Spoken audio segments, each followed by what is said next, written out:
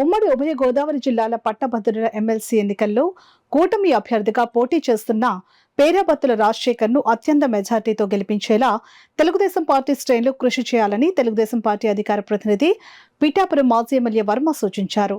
పిఠాపురం మహారాజా కోట ఆవరణలో గల తెలుగుదేశం పార్టీ కార్యాలయంలో టీడీపీ పిఠాపురం పట్టణ నాయకులు, కార్యకర్తలు, కౌన్సిలర్లతో మాజీ ఎమ్మెల్యే వర్మ ఎమ్మెల్సీ ఎన్నికలపై సమీక్షా సమావేశం నిర్వహించారు.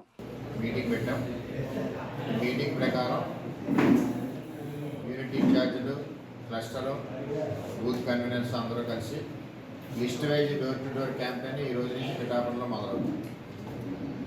మరి ప్రతి ఒక్కరికి కూడా తెలియజేసి కూటమి అభ్యర్థిగా పేరాబత్తుల రాజశేఖర్ గారిని జనసేన, తెలుగుదేశం, బీజేపీ కలిసి నిర్ణయించింది. పేరాబత్తుల రాజశేఖర్ గారు తెలుగుదేశం పార్టీలో ఎన్నో సంవత్సరాల ఉన్నారు, జడ్పీటీసీ చేశారు.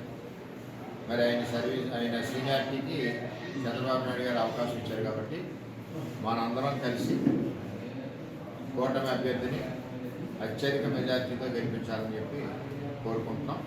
అలాగే వాటిలో జనసేనకు సంబంధించిన వాళ్ళు ఎవరైనా ఉన్నా, బీజేపీ వాళ్ళు ఉన్నా మీ క్యాంపెయిన్లో ఒకసారి చెప్పండి. వాళ్ళు కూడా వస్తే కలిసారు. ఎవరు కలిసి వెళ్ళడం అంటే రెండోది ఏంటంటే ఎవరన్నా ఒక ప్రోగ్రాం పెట్టుకున్నప్పుడు వాటిలో ఒకళ్ళిద్దరు రాలేదని పోస్ట్పోన్ చేయడం అన్నీ కుదరదు.